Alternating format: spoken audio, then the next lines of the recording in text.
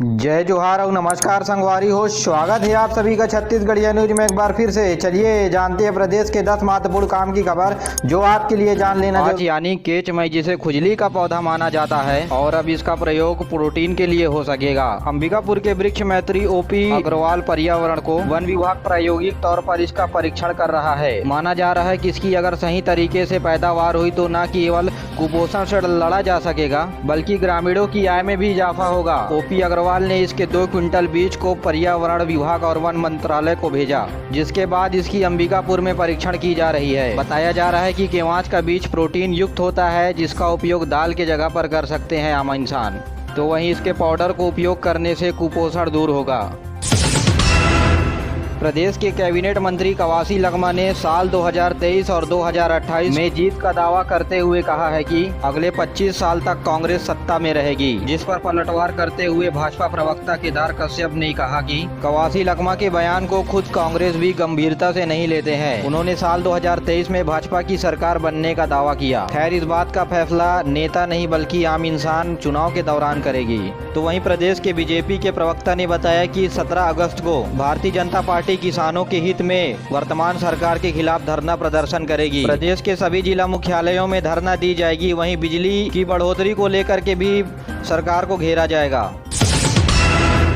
कांग्रेस नेता राहुल गांधी का Twitter account lock होने की वजह से छत्तीसगढ़ के नेताओं ने नाराजगी जाहिर करते हुए कांग्रेस के सभी नेता अपने इंस्टाग्राम में लगे सांसद राहुल गांधी का फोटो अपने ट्विटर अकाउंट पर लगा लिया है। एक और राहुल गांधी ट्विटर अकाउंट को छोड़ करके इंस्टाग्राम में एक्टिव हो गए हैं। तो इंस्टाग्राम में लगे प्रोफाइल फोटो को भी छत्तीसगढ़ के मुख्यमंत्री भूपेश बघेल ने भी शेयर किया है। वहीं राहुल गांधी ने एक वीडियो जारी करते हुए कहा कि 1.9 करोड़ ट्विटर फॉलोवर के ट्विटर बंद होने पर सीधा लोकतंत्र पर प्रहार है। वहीं प्रदेश के सभी कांग्रेस नेताओं ने अपने ट्विटर हैंडल पर राहुल गांधी की प्रोफाइल फोटो लगाई हुई है। प्रदेश कांग्रेस के मुखिया मोहन मरकाम ने भी अपना प्रोफाइल फोटो राहुल गांधी का लगा लिया है। तो वहीं छत्तीसगढ़ के सोशल प्रभारी और सह प्रभारी का भी ट्विटर अकाउंट लॉक कर दिया गया है। तो वहीं छत्तीसगढ़ के IT विभाग के मुख्य ने बताया कि देश में आज डिजिटल इमरजेंसी के हालात बन गए हैं। ट्विटर ने यह अकाउंट को क्यों लॉक किया, अभी तक स्पष्ट कारण सामने नहीं आया है और यह अनुमान लगाया जा रहा है कि 15 अगस्त में किसान आंदोलन को लेकर के दंगा फसाद गणतंत्र दिवस की तरह ना हो, इसलिए ट्विटर अकाउंट को बैन कर दिया जा रहा है।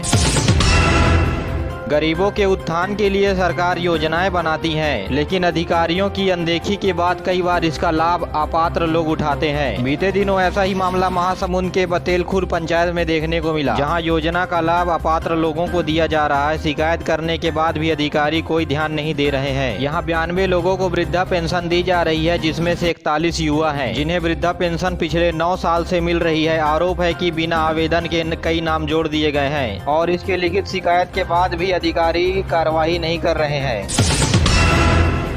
छत्तीसगढ़ में GST चोरी करने वालों के ऊपर नकेल कसने का काम शुरू हो गया है, जिसके कारण नेक्सस बनाकर GST की चोरी कर रहे हैं और शासन को नुकसान पहुंचा रहे हैं। वे कारोबारी अब छत्तीसगढ़ के बाहर अपना डेरा डालने लगे हैं। छत्तीसगढ़ में GST पर 3 संस्थाएं काम कर रही हैं, सेंट्रल GST, स्टेट GST और GST इंटेलिजेंस। इन तीनों संस्थाओं ने पिछले सालों से GST चोरी करने वालों पर नजर गड़ा रखी है, जिसके नतीजे के रूप में GST चोरी का मामला कम हुआ है। तो वहीं GST की भी रिकवरी ज्यादा हुई है। तो वहीं सेंट्रल GST की बात करें तो 2 सालों में 300 टैक्स चोरी के मामले पकड़े गए हैं, जिसमें करीब 735 करोड़ रुपए की कर चोरी पकड़ी गई और जिसमें से 500 करोड़ रुपए की रिकवरी हो चुकी है और 9 कारोबारियों को भी गिरफ्तार किया गया है। इस तरह देखें तो छत्तीसगढ़ में 2 सालों में 998 मामले GST चोरी के आए हैं और लगभग 3476 रुपए GST चोरी पकड़ी गई है और इनमें से करीब 1500 करोड़ रुपए की रिकवरी हुई है। पिछले 2 सालों में 22 लोगों को गिरफ्तार भी किया गया है।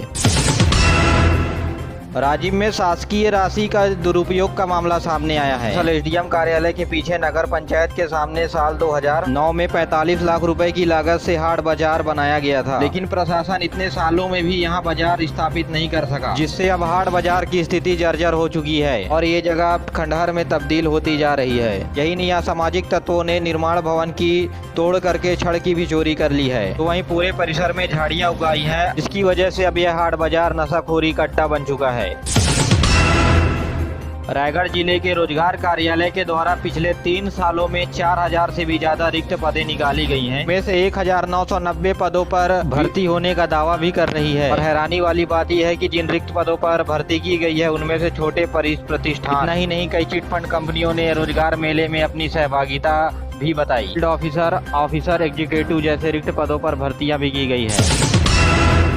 छत्तीसगढ़ भारतीय जनता पार्टी के प्रकोष्ठ इकाई के द्वारा स्वतंत्रता दिवस के पूर्व संध्या पर आजादी के 75 साल के उपलक्ष्य पर रायपुर में रंगारंग कार्यक्रम रखा गया है, जिसका नाम वंदे मातरम रखा गया है। इस कार्यक्रम में छत्तीसगढ़ के जाने माने कलाकार, सिंगर, सांस्कृतिक नर्तक अपने छत्तीसगढ़ी वेशभूषा लिए हुए देशभक्ति गानों में रंग जाएंगे। भूसाभाऊ ठाकरे परिसर में स्थित भाजपा कार्यालय के सभागार में आयोजित इस कार्यक्रम में भाजपा के राष्ट्रीय उपाध्यक्ष और पूर्व मुख्यमंत्री डॉक्टर रमन सिंह मुख्य अतिथि होंगे। कार्यक्रम की अध्यक्षता पार्टी के अध्यक्ष विष्णुदेव साय करेंगे। कार्यक्रम में मुक्त वक्ता के रूप में धर्मलाल कौशिक शामिल होंगे।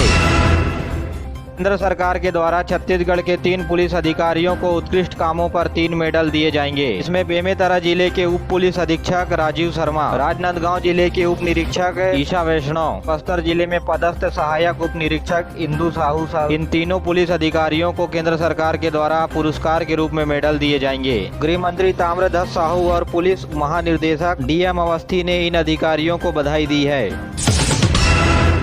छत्तीसगढ़ विद्युत नियामक आयोग के द्वारा 1500 लाइन परिचारकों के पदों पर सीधी भर्ती के लिए आदेश जारी कर दिया है। इस भर्ती में छत्तीसगढ़ के मूल निवासियों को प्राथमिकता दी जाएगी। बस्तर और सरगुजा क्षेत्र में वहीं के निवासी आवेदन कर सकेंगे। लाइन परिचारकों के पदों की भर्ती प्रक्रिया 21 अप्रैल से शुरू होगी। यह भर्ती प्रक्रिया ऑनलाइन होनी है। इसके लिए 21 अगस्त से आप आवेदन कर सकते हैं, जो 30 सितम्बर तक चलेगी। इस भर्ती प्रक्रिया से स्थानीय लोगों को नौकरी भी मिलेगी। साथ ही विद्युत विभाग में जमीनी स्तर पर मजबूत अमला भी तैयार होगा। इससे उपभोक्ताओं को गुणवत्ता युक्त बिजली की आपूर्ति सुनिश्चित हो सकेगी।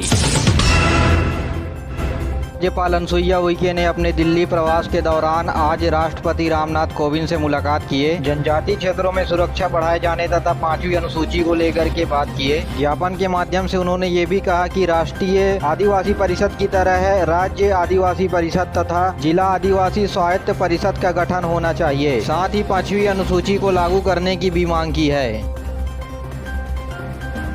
आज़ादी के अमृत महोत्सव में युवा खेल मंत्रालय के द्वारा फिट इंडिया फ्रीडम रन का आयोजन आज 13 अगस्त से की जा रही है। खेल एवं युवा कल्याण मंत्री अनुराग ठाकुर इस आयोजन का शुभारंभ करेंगे। नेहरू युवा के खेल निर्देशक श्रीकांत पांडे ने बताया कि इस योजना की शुरुआत आज 13 अगस्त से पिंडरा, गौरेला, मरवाही जिला और सरगुजा जिला से की जाएगी। इस कार्यक्रम की शुरुआत अंबिकापुर में 10 बजे कलेक्टर परिषद से होगी। नेहरू खेल संगठन और राष्ट्रीय सेवा योजना के स्वयंसेवक भाग लेंगे। इसके बाद अलग अलग दिनों पर प्रदेश के अलग अलग जिलों में ये कार्यक्रम का आयोजन किया जाएगा, जिसका समापन 2 अक्टूबर को होना है। आखिरी में रायपुर, रायगढ़ और नारायणपुर जिले में इसका समापन किया जाएगा।